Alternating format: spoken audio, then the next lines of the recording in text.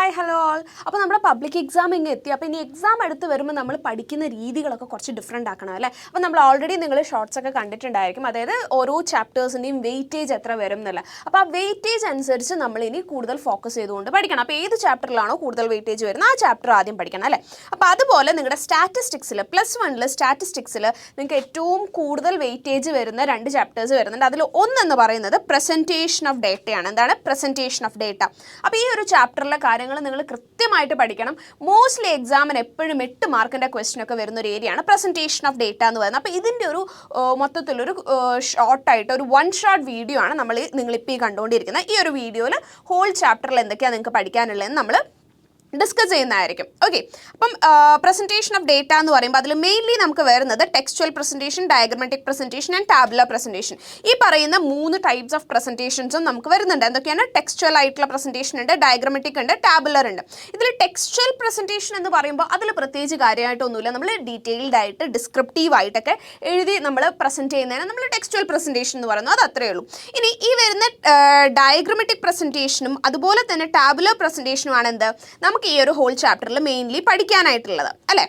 അപ്പോൾ നമുക്കത് ഓരോന്നും എന്താണെന്ന് നോക്കാം. ഓക്കെ, അപ്പോൾ അതിൽ ആദ്യം നമ്മൾ പറയുന്നത് എന്താണ്? ടാബുലർ പ്രസൻറ്റേഷൻ ഓഫ് ഡേറ്റ എന്നുള്ളതാണ്. അപ്പോൾ ടാബുലർ പ്രസൻറ്റേഷൻ ഓഫ് ഡേറ്റ എന്ന് പറയുമ്പോൾ അവിടെ നമുക്ക് മെയിൻലി നിങ്ങൾക്ക് 4 ക്ലാസിഫിക്കേഷൻസ് നിങ്ങൾ വൃത്തിക്കൊന്ന് പഠിച്ചു വെച്ചാൽ മാത്രം മതി. അത്രയേ ഉള്ളൂ. എന്താണ്? 4 ക്ലാസിഫിക്കേഷൻസ് വരുന്നുണ്ട്: qualitative, quantitative, temporal and spatial classification. അപ്പോൾ ഓരോന്നും വളരെ സിമ്പിളായിട്ട്. ക്വാളിറ്റേറ്റീവ് എന്ന് പറയുമ്പോൾ അതെന്താണ്? അത് നമ്മൾ ആട്രിബ്യൂട്ട്സ് ആണ് ഉദ്ദേശിക്കുന്നത് അല്ലേ.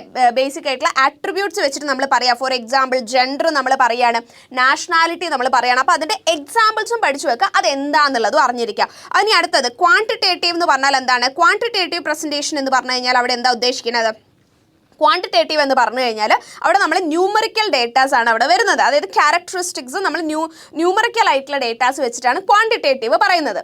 അടുത്തതായിട്ട് നമുക്ക് വരുന്നത് ടെമ്പറൽ ക്ലാസിഫിക്കേഷൻ ആണ്. ടെമ്പറൽ ക്ലാസിഫിക്കേഷൻ എന്ന് പറയുമ്പോൾ എപ്പോഴും ഓർക്കുക, ടെമ്പറൽ എന്ന് പറയുന്നതിൻ്റെ ആ ഒരു പ്രൊനൗൺസിയേഷൻ വെച്ചിട്ട് തന്നെ നിങ്ങൾക്ക് അത് പിടിക്കാം. ടൈമാണ് അവിടെ ബേസിക് ആയിട്ട് നോക്കുന്നത്. ടൈം ബേസ്ഡ് ആയിട്ടാണ് അവിടെ എന്ത് ചെയ്യുന്നത്? ക്ലാസിഫിക്കേഷൻസ് ചെയ്യുന്നത്. പിന്നെ ഫൈനലി സ്പേഷ്യൽ വരുന്നുണ്ട്. സ്പേഷ്യൽ പറയുമ്പോഴും ഇതുപോലെ തന്നെ സ്പേസ് എന്ന് നമ്മൾ പറയില്ലേ, അതുപോലെ ഓർത്താൽ മതി. അപ്പോൾ അവിടെ എന്താണ്? സ്പേസ് ആണ്, അഥവാ പ്ലേസ് അല്ലേ, ലൊക്കേഷൻ, അതിനെ ബേസ് ചെയ്തിട്ടാണ് എന്ത് നമ്മുടെ സ്പേഷ്യൽ ക്ലാസിഫിക്കേഷൻ വരുന്നത്. അപ്പോൾ ഈ പറയുന്ന 4 ക്ലാസിഫിക്കേഷൻസ് നിങ്ങൾ നോക്കിക്കഴിഞ്ഞാൽ ടാബുലർ പ്രസൻറ്റേഷൻ ഓഫ് ഡേറ്റയിലെ മെയിൻ ആയിട്ടുള്ള 4 ക്ലാസിഫിക്കേഷൻസ് എന്താണെന്നും അതിൻ്റെ എക്സാമ്പിൾസ് മാത്രം നിങ്ങൾ നോക്കിക്കഴിഞ്ഞാൽ ആ ഒരു ഏരിയ കഴിഞ്ഞു. പിന്നെ ഇതിൽ ഒരു കാര്യം കൂടി വരുന്നത് ഈ ടേബിളിൻ്റെ കണ്ടൻസ് ഉണ്ട്. ഇത് എപ്പോഴും എക്സാമിന് വരുന്ന ഒരു സാധനം മക്കളെ. മോസ്റ്റ് ഇമ്പോർട്ടൻറ്റ്, ഏറ്റവും കൂടുതൽ ഇമ്പോർട്ടൻ്റ് ആയിട്ടുള്ള ഒരു കാര്യമാണ് tabulation of data and parts of table. Parts of table ചോദിക്കും നിങ്ങളടുത്ത് ചോദിക്കുന്നത് ചിലപ്പോൾ 2 or 3 മാർക്കിൻ്റെ ക്വസ്റ്റൻ ഒക്കെ ആയിരിക്കും. What are the parts of table എന്ന് ചോദിക്കും. നിങ്ങൾ ജസ്റ്റ് ഈ പറയുന്ന ഓരോന്നും നിങ്ങൾ അവിടെ മെൻഷൻ ചെയ്ത നെയിംസ് മാത്രം മെൻഷൻ ചെയ്താൽ മതി. Table number, title, captions, columns, stubs or row headings, body of the table, unit of measurement, source, note എന്ന് പറയുന്ന ഈ 8 പോയിന്റ്സ് നിങ്ങൾ അവിടെ മെൻഷൻ ചെയ്താൽ മാത്രം മതി. അതിൻ്റെ അധികം എക്സ്പ്ലനേഷൻസ് മോസ്റ്റ്ലി ചോദിക്കാറേ ഇല്ല. അപ്പോൾ എന്തായാലും പാർട്സ് ഓഫ് ടേബിൾ മസ്റ്റ് ആയിട്ട് പഠിച്ചിരിക്കണം. എപ്പോഴും എക്സാമിന് ചോദിക്കുന്നതാണ്. പിന്നെ നമ്മൾ ഈ പറഞ്ഞേക്കുന്ന ടാബുലർ പ്രസൻറ്റേഷൻ്റെ ഡിഫറെൻറ്റ് ക്ലാസിഫിക്കേഷൻസ് മോസ്റ്റ്ലി നിങ്ങൾക്ക് മൾട്ടിപ്പിൾ ചോയ്സ് ക്വസ്റ്റ്യൻസിലൊക്കെ വരാറുള്ളതുമാണ്. പിന്നെ ഫൈനലി എന്താണ്? പിന്നെ അടുത്തായിട്ട് നമുക്ക് ഇതിൻ്റെ അകത്ത് വരുന്ന ഡയഗ്രമാറ്റിക് പ്രസൻറ്റേഷനും കൂടി പഠിച്ചു കഴിഞ്ഞാൽ എന്താണ് ഈ പറയുന്ന പ്രസൻറ്റേഷൻ ഓഫ് ഡേറ്റ എന്ന് പറയുന്ന ചാപ്റ്റർ കഴിഞ്ഞു. അത്രയാണ് അതിൻ്റെ അകത്ത് പഠിക്കാനുള്ളത്. ഈ ഡയഗ്രമാറ്റിക് പ്രസൻറ്റേഷനിൽ ജിയോമെട്രിക് പ്രസൻറ്റേഷൻ ഉണ്ട്, ഫ്രീക്വൻസി ഉണ്ട്, അരിത്മെറ്റിക് ലൈൻ ഗ്രാഫ് ഉണ്ട്. അതിൽ ജിയോമെട്രിക് ഡയഗ്രാംസ് ആദ്യം നമുക്ക് നോക്കാം. അതിൽ ഓരോന്നും ഇത് ഈ പറയുന്നത് വളരെ സിമ്പിൾ ആയിട്ടാണ് കേട്ടോ മിസ് ഇവിടെ നോട്ട്സ് ഒക്കെ വെച്ച് നിങ്ങൾക്ക് പഠിപ്പിച്ചു തരുന്നത്. അപ്പോൾ ഈ ക്ലാസ്സിൻ്റെ നോട്ട്സ് ഒക്കെ നിങ്ങൾ നോക്കി പഠിക്കുക, വീഡിയോ പോസ്റ്റ് ആക്കി നോട്ട് നോക്കി പഠിക്കുക കേട്ടോ.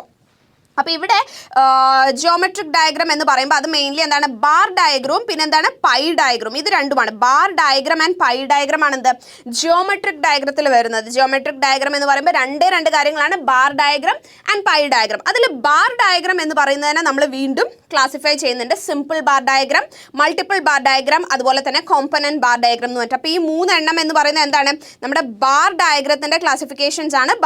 ഈ പറയുന്ന simple bar diagram, multiple bar diagram and component bar diagram.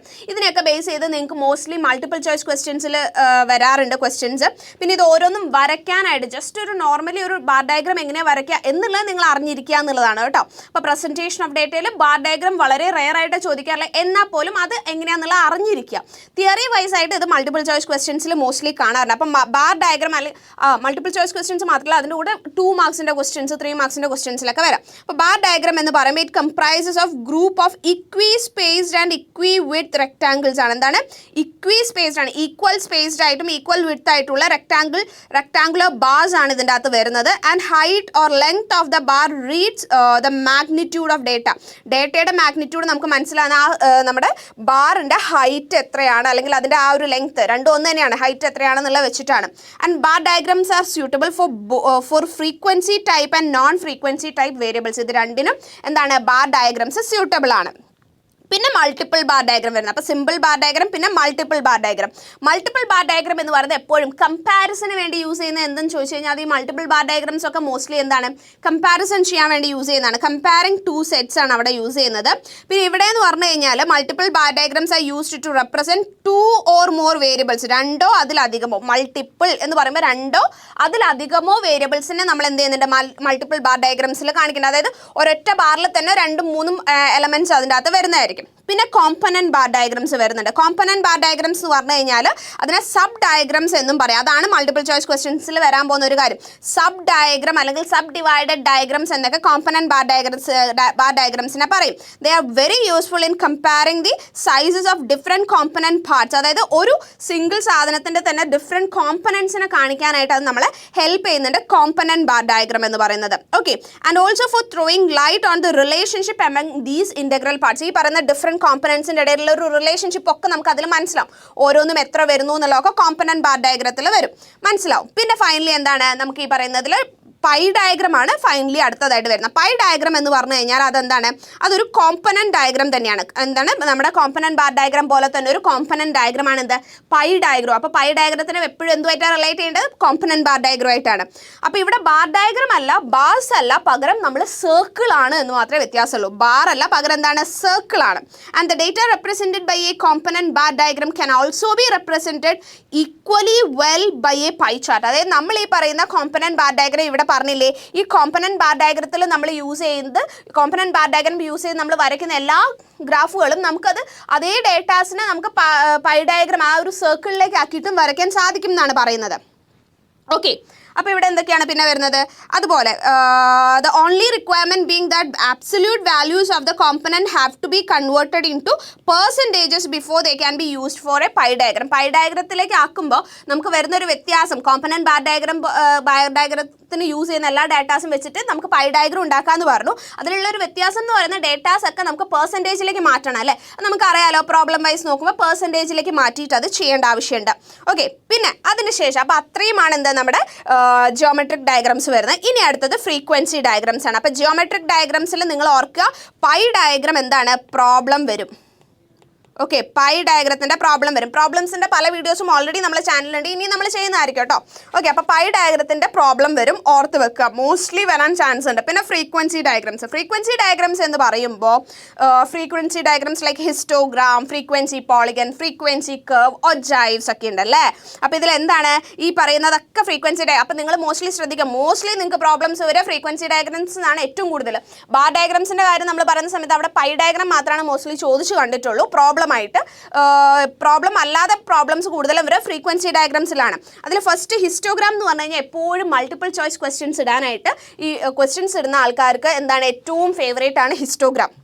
ഹിസ്റ്റോഗ്രാമിന് multiple choice questions കുറേ വരാറുണ്ട്. ഒന്ന് ഹിസ്റ്റോഗ്രാം എന്താണ് 2 ഡയമെൻഷണൽ ഡയഗ്രാം ആണ്, ഓർത്ത് വെക്കുക. And we can have a bar diagram both for discrete and continuous variables, but histogram is drawn only for a continuous variable. Histogram എന്തിനു വേണ്ടി മാത്രമാണ്, നമ്മൾ കണ്ടിന്യൂസ് വേരിയബിൾസിൻ്റെ കാര്യത്തിൽ മാത്രമേ ഹിസ്റ്റോഗ്രാം വരയ്ക്കുള്ളൂ. ഹിസ്റ്റോഗ്രാം എന്ന് പറയുന്നത് 2 ഡയമെൻഷണൽ ഡയഗ്രാം ആണ്. ദെൻ ഫ്രീക്വൻസി പോളിഗൺ എന്ന് പറഞ്ഞു കഴിഞ്ഞാൽ എന്താണ്, frequency polygon is a plane bounded by straight lines. അടുത്തത് ഹിസ്റ്റോഗ്രാമിൻ്റെ ഒരു കാര്യം നമ്മൾ വിട്ടു, വിട്ടുപോയി. Histogram also gives value of mode. ഇത് വളരെ ഇമ്പോർട്ടൻ്റ് ആണ്. ഹിസ്റ്റോഗ്രാം 2 ഡയമെൻഷണൽ ആണ്. ഇത് കണ്ടിന്യൂസ് വേരിയബിൾസിന് വേണ്ടി മാത്രമാണ് യൂസ് ചെയ്യുന്നത്. വാല്യൂ ഓഫ് മോഡ് നമുക്ക് കണ്ടുപിടിക്കാനായിട്ട് ഹിസ്റ്റോഗ്രാം ഹെൽപ്പ് ചെയ്യുന്നു. അപ്പോൾ ഹിസ്റ്റോഗ്രാം യൂസ് ചെയ്തിട്ട് നമുക്ക് എന്ത് കണ്ടുപിടിക്കാം? വാല്യൂ ഓഫ് മോഡ് കാണാം. വാല്യൂ ഓഫ് മോഡ് എങ്ങനെ കാണാം എന്ന് വെച്ചിട്ട് കുറേ ഡയഗ്രാംസിൻ്റെ പേരങ്ങ് തന്നു കഴിഞ്ഞാൽ അതിൽ ഹിസ്റ്റോഗ്രാം ആണ് എന്ത് നമ്മൾ യൂസ് ചെയ്യേണ്ടത്. പിന്നെ അടുത്തതായിട്ട് പറയുന്ന ഫ്രീക്വൻസി പോളിഗൺ ആണ്. ഫ്രീക്വൻസി പോളിഗൺ എന്ന് പറയുന്നത് plane bounded by straight lines usually four or more lines. Frequency polygon എന്ന് പറയുമ്പോൾ ലൈൻസ് ആണ് മെയിൻലി വരുന്നത്. Frequency polygon is an alternative to histogram and is also derived from histogram itself. എന്താണ് ഹിസ്റ്റോഗ്രാമിന്റെ alternative ഏതാണ് എന്ന് ചോദിച്ചു കഴിഞ്ഞാൽ അത് ഫ്രീക്വൻസി പോളിഗൺ ആണ്. ഫ്രീക്വൻസി പോളിഗണിന്റെ പ്രത്യേകത എന്താണ്? ഹിസ്റ്റോഗ്രാമിൽ ആ പോയിന്റ്സ് അതുപോലെ തന്നെ പോയിന്റ്സ് കണക്ട് ചെയ്ത് നമ്മൾ സ്ട്രേറ്റ് ലൈൻസ് വരയ്ക്കുകയാണ് ചെയ്യുന്നത്. ആക്ച്വലി അവിടെ സ്ട്രേറ്റ് ലൈൻസ് സ്കെയിൽ യൂസ് ചെയ്ത് വരയ്ക്കുകയാണ് ചെയ്യുന്നത്. അതാണ് ഫ്രീക്വൻസി പോളിഗണിന്റെ വ്യത്യാസം. അതേസമയം ഫ്രീക്വൻസി കർവ് എന്ന് പറയുമ്പോൾ നമ്മൾ സ്കെയിൽ യൂസ് ചെയ്യുന്നില്ല. നമ്മൾ ജസ്റ്റ് ഫ്രീ ഹാൻഡ് ഡ്രോയിങ് ആണ് എന്താ ഫ്രീക്വൻസി കർവിന്റെ കാര്യത്തിൽ നമുക്ക് വരുന്നത്. അപ്പോൾ പോയിന്റ്സ് ഓഫ് ദി ഫ്രീക്വൻസി പോളിഗണിനെ നമ്മൾ എന്ത് ചെയ്യണം? ഫ്രീ ഹാൻഡ് ആയിട്ട് ഫ്രീക്വൻസി കർവിൽ വരയ്ക്കുകയാണ്. ആൻഡ് ഫൈനലി അടുത്തതായിട്ട് നമുക്ക് വരുന്നത് എന്താണ്? ഏറ്റവും ഇമ്പോർട്ടൻ്റ് ആയിട്ടുള്ള പ്രോബ്ലം ഒജൈവ്. എല്ലാ വർഷവും നിങ്ങൾക്ക് 8 മാർക്കിന്റെ ക്വസ്റ്റ്യൻ ഒജൈവ്സ് എന്തായാലും ഉണ്ടാവാറുണ്ട്. അപ്പോൾ ഒജൈവ്സിന്റെ തിയറി ബേസ് ആയിട്ട് നിങ്ങൾ അറിഞ്ഞിരിക്കുന്നത് ഇതെന്താണ്? ഇതൊരു ക്യുമുലേറ്റീവ് ഫ്രീക്വൻസി കർവ് ആണ്. And as there are 2 types of cumulative frequencies. അതായത് ക്യുമുലേറ്റീവ് ഫ്രീക്വൻസി എന്ന് പറയുമ്പോൾ നമുക്ക് 2 ടൈപ്പ് പറയാം അല്ലേ? നമുക്കറിയാം ക്ലാസ്സസ് പറയുമ്പോൾ 5 to 10, 10 to 15, 15 to 20 എന്ന് പറഞ്ഞ് ക്ലാസ്സസ് വെച്ചിട്ട് നമ്മൾ നോക്കുമ്പോൾ നമുക്ക് എന്തുണ്ട്? അവിടെ less than and more than ഉണ്ട്. അപ്പോൾ ഈ 2 കാര്യങ്ങൾ വെച്ചിട്ടാണ് ക്യുമുലേറ്റീവ് ഫ്രീക്വൻസീസ് വരുന്നത്. ലെസ് ദാൻ ക്യുമുലേറ്റീവ് ഫ്രീക്വൻസി വരുന്നുണ്ട്, മോർ ദാനും വരുന്നുണ്ട്. അപ്പോൾ ഒജൈവ് എന്ന് പറയുമ്പോൾ നമുക്ക് ലെസ് ദാൻ ക്യുമുലേറ്റീവ് ഫ്രീക്വൻസി വെച്ചിട്ടുള്ള ലെസ് ദാൻ ഒജൈവും മോർ ദാൻ ഒജൈവും നമുക്ക് വരയ്ക്കാൻ പറ്റും. എന്നിട്ട് ഈ 2 ഒജൈവ്സും പരസ്പരം യോജിക്കുന്ന ഇങ്ങനെ വന്നിട്ട് ഇത് രണ്ടും ഇങ്ങനെ വന്നിട്ട് ഈ യോജിക്കുന്ന ഈ പോയിന്റ് ആണ് എന്ത്? നമ്മൾ എന്ത് കണ്ടുപിടിക്കുന്നത്? നമ്മൾ മീഡിയൻ ആയിട്ട് കൺസിഡർ ചെയ്യുന്നത് എപ്പോഴും. ഓക്കെ, അപ്പോൾ ഒജൈവ്സ് വരയ്ക്കുക എന്ന് പറയുന്ന ഒരു പ്രോബ്ലം ഉറപ്പായിട്ടും ഉണ്ടായിരിക്കും. മീഡിയൻ കണ്ടുപിടിക്കാൻ പറ്റിയത് എവിടെ നിന്നാണെന്ന് ചോദിച്ചാൽ ഒജൈവ് ആണെന്ന് മൾട്ടിപ്പിൾ ചോയ്സ് ക്വസ്റ്റ്യൻ വന്നാലും നിങ്ങൾ എന്ത് ചെയ്യണം? എഴുതണം. പിന്നെ ഫൈനലി നമുക്ക് അരിത്മെറ്റിക് ലൈൻ ഗ്രാഫും കൂടി ഉണ്ട്. അതെന്താണെന്ന് അറിയാം. ജസ്റ്റ് 2 മാർക്സിൻ്റെ ക്വസ്റ്റ്യൻ ഒക്കെ കണ്ടിട്ടുള്ളൂ. അരിത്മെറ്റിക് ലൈൻ ഗ്രാഫ് എന്ന് പറയുന്നത് അതിന് ടൈം സീരീസ് ഗ്രാഫ് എന്നും പറയാം. അത് മൾട്ടിപ്പിൾ ചോയ്സ് ക്വസ്റ്റ്യനിൽ വന്നിട്ട് ടൈം സീരീസ് ഗ്രാഫ് എന്നും പറയും. And in this graph time is plotted along x-axis and the value of the variable is plotted along the y-axis. x-axisൽ നമ്മൾ ടൈമും y-axisൽ അതിൻ്റെ വേരിയബിൾസും ആണ് നമ്മൾ കൊടുത്തേക്കുന്നത് കേട്ടോ. അപ്പോൾ ടൈം സീരീസ് ഗ്രാഫാണ് അരിത്മെറ്റിക് ലൈൻ ഗ്രാഫ്. അപ്പോൾ ഇത്രയുമാണ് തിയററ്റിക്കലി നമ്മൾ ഈ ഒരു ഹോൾ ചാപ്റ്ററിൽ ഇതിൻ്റെ ഒരു ഹോൾ ചാപ്റ്ററിൻ്റെ ഒരു സമയം നമ്മൾ എടുത്തു കഴിഞ്ഞാൽ ഇതിൽ ഇതൊക്കെയാണ് നിങ്ങൾക്ക് പഠിക്കാനുള്ളത്. അപ്പോൾ മെയിൻലി നിങ്ങൾക്ക് വരാൻ പോകുന്നത് മൾട്ടിപ്പിൾ ചോയ്സ് ക്വസ്റ്റ്യൻസ് ആയിട്ട് നിങ്ങൾക്ക് ഈ പറയുന്നത് പോലെ ഈ തിയറി ഈ പറഞ്ഞേക്കുന്ന കാര്യങ്ങൾ ഏതും വരാം. പിന്നെ ഇതിൽ പ്രോബ്ലംസ് വരാൻ പോകുന്നത് ഹിസ്റ്റോഗ്രാം മേ ബി വരയ്ക്കാൻ ചോദിച്ചേക്കാം. ഒജൈവ്സ് എന്തായാലും ഉണ്ടാവും. മോസ്റ്റ് പ്രോബബ്ലി പൈ ഡയഗ്രം ഉണ്ടാവും.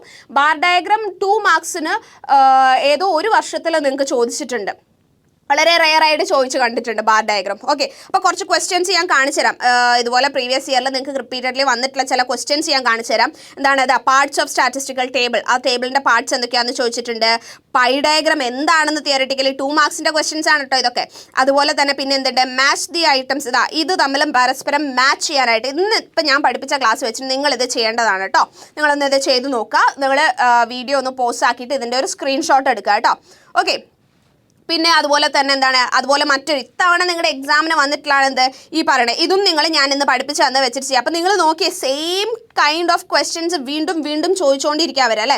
Same type of questions. അപ്പോൾ ഇതുപോലുള്ള ക്വസ്റ്റ്യൻസ് എന്തായാലും മാച്ച് ദ ഫോളോയിങ് ആയിട്ട് നമുക്ക് വരും. പിന്നെ എന്ത് വന്നിട്ടുണ്ട്?